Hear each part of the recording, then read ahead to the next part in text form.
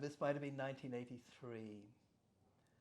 So, every year, twice a year, we would have this big celebration for the new year and Baba's birthday. And he would give a special message. It's called a Vani. A Vani means a spiritual message. So on his birthday, we'd get the Vani, and on the New Year. And then he liked it to be translated into many languages, so Māoris all over the world could understand it. And so it was a New Year, I think it was 1983. And I was there, and Nabhaniilananda, who was Baba's official translator, and was a great intellectual, knew many languages, and brilliant man. We later became very close, actually. He was in charge of all the translations.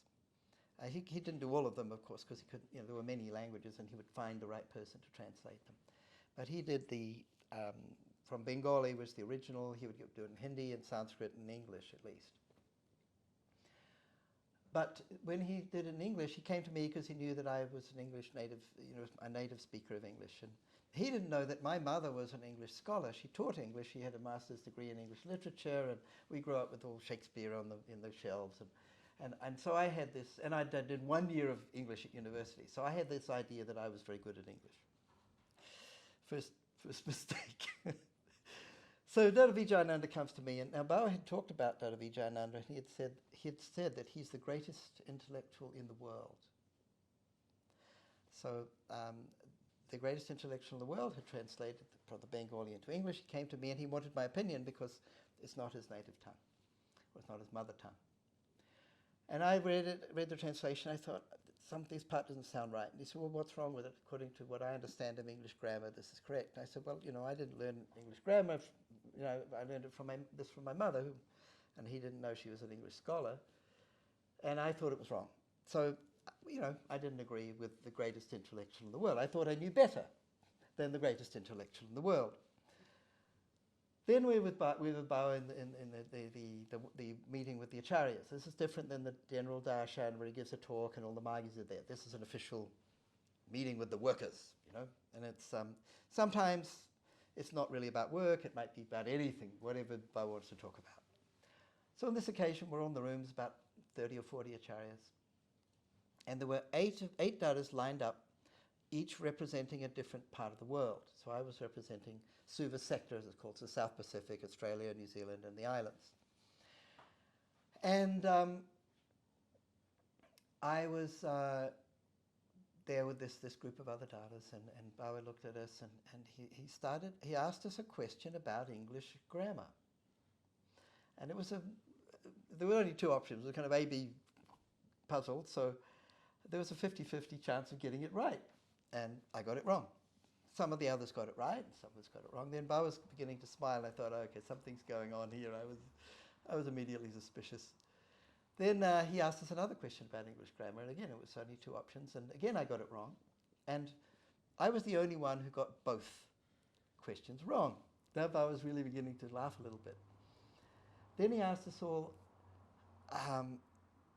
and what is your mother tongue? And one by one. And of course, it turns out I'm the only one whose mother tongue is English. I'm also the only one who got both English grammar questions wrong. Now Baba was really chuckling, and he turns to me and he says, Nabhaniilananda, he is so intelligent. And he says, he's so, what did he say? We should garland him and touch his feet and bow down to him. And I was saying, no, Baba, I don't know anything. He says, no, Nabhaniilananda, he knows everything. He's most intelligent. He's brilliant, and he's going on like this, and I'm sort of, and everybody's laughing because Baba's joking, but they didn't really know the backstory, right? So Baba was having a good time, and then he went on and did something else, and then but for the next couple of days, like next morning, we all arrived, and he looks around and says, "Oh, look, here's Nabhaniilananda, the one who knows everything, and he can teach me also." And he kept on going about like this. He really liked to rub it in, but it was a very, very delightful way to be made more aware of my own egotism. It was great. So that's one of my happiest memories from being with Baba in the room with the other acharyas. Okay. So one more, I think, which this was a very interesting one. Let me think. Yeah, there is some songs that Boa wrote, and he also gave some darshans about this. He came up with this idea of what he calls the Ajna Patik. The Ajna Patik means the unknown traveler. And he talked about, he wrote these songs about the Ajna Patik and said the Ajna Patik is this entity that goes and visits different devotees and tells all the secrets about them, and sort of basically he's the spy. He goes and spies on the devotees and tells Pampurusha all the things we're doing, wrong or right. So this entity is Ajna Patik. He wrote songs about that. So, and I wrote one song about that in English. So it's called The Unknown Traveller. But I was in India. We were having this reporting session, and this time Bao also picked on me, but in a different way.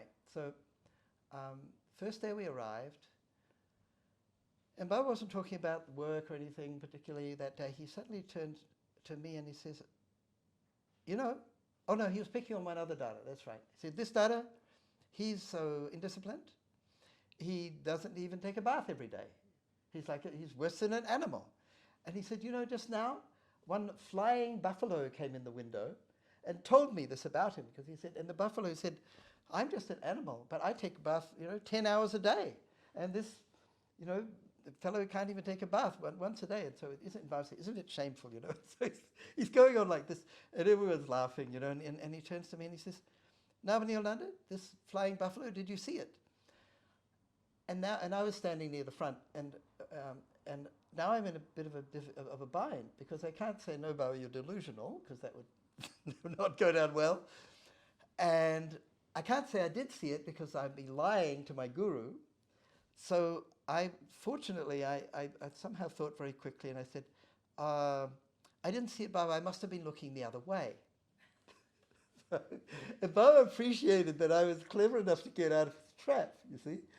So then he seemed to sort of decide, okay, you're my favorite of the month, the flavor of the month, So the whole the RDS went really long. It was 10 days. The whole rest of the RDS, he basically talked to me the whole time. He kept bringing up these flying animals that would come in and tell him things about other people and all kind of weird things. And we had a flying kangaroo and a flying emu, and because all this, he was picking up Australian animals because I was in Australia, and a lion, and I've got a list of them somewhere. It's about 15 of them. And one time he said there was a flying eucalyptus. And he says, this is very strange, because everyone knows a eucalyptus can't fly. He says, but this one did. Like, it makes no sense. So it really was quite surreal sometimes. And at one point, he said there was a flying coelacanth. Does anyone know what a coelacanth is? So this is mysterious, because a coelacanth is an extinct kind of fish that used to live at a depth of, I don't know, maybe 1,000 meters or yards, but was considered to be extinct, but then they rediscovered it. And I happened to know this, because I was a marine biology nerd when I was 12, and I remembered everything from that.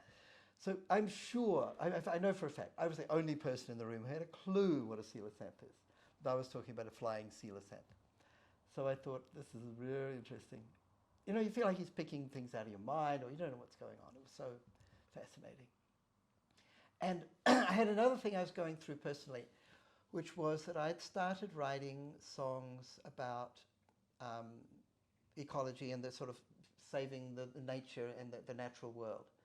And I wrote a song called Warriors of the Rainbow, and one about a whale, about the last blue whale, and it was really sad. And so I'd started doing concerts again, and I wasn't sure whether I should be doing this, because I'd given up being a musician and performing to become a monk, and there wasn't a rule against it, but there was a rule against performing as an actor for monks, and I wasn't sure what I was, how this applied. But at one point when he was talking about these different animals, Baba suddenly started talking about extinction.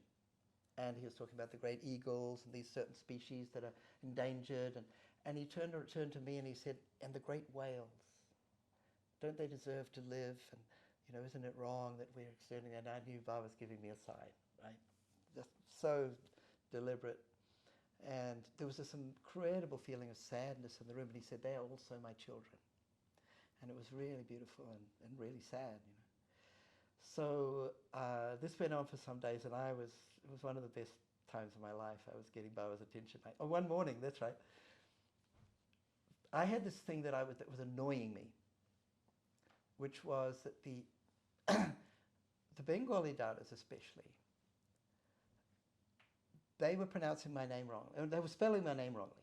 So it's Nabhaniilananda, Nabhanilla. Now in Bengali, there's a similar word, it's Nava. And they pronounce V and V the same most of the time. They get mixed up about it. This is Sanskrit. And they were calling me Nabhaniilananda, which has a different meaning. It doesn't mean anything. Nava means new. Nava means blue. So blue sky, Nabhanil. No, sorry, Nava means sky. Nabha means sky. Nava means new. So my name means one who gets bliss from the vastness of the infinite blue sky. And I love that idea. It's very poetic and sort of a nice metaphor. What they were saying was one who gets bliss from the vastness of the new blue sky, which made no sense. So this was annoying me a lot. So one morning, we come into the meeting, Baba looks around and then looks at me and he says, N, and he just paused like for ages. He says, A, now I know what's happening. B, and really slowly he spelled out my name. He says, what does that spell now? He looks at me and says, what does that spell? I said, Nabhaniilananda Baba. He says, that's right. And he looked around the room. So he's correcting all of them for me. I thought, great, because they're all senior to me, and he was teaching them something. So I had a very, very nice time, and then the last day came and I didn't want to leave, but we had to go, and once we've officially left and we've had our tour program signed, then we're not supposed to come in the room because officially we're not there. But we can sort of spy on Baba a little bit from some corner and that. So we weren't allowed to go in the meeting. So I was still there, and then the next day, because our flight didn't leave till the next day. And then one Dada came to me and he said, in the meeting today, you know what Baba said? He looked around and he said, just now a fly came in the window. But a fly can fly anyway, so there's nothing special about that, is there? And I was super glad because I knew when I'm not there, Baba's not going to talk about the flying animals anymore because it was for me. So it's all about making a personal connection with the Guru. It was one of the, that's 10 years when I was going and seeing Baba twice a year. It was unrepeatable.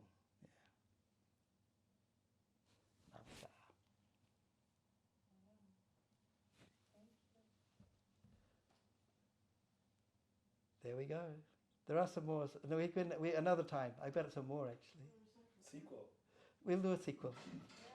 Yeah, that was beautiful. That was fun. That was fun. Yes. I love telling these stories. Could you say about the fly?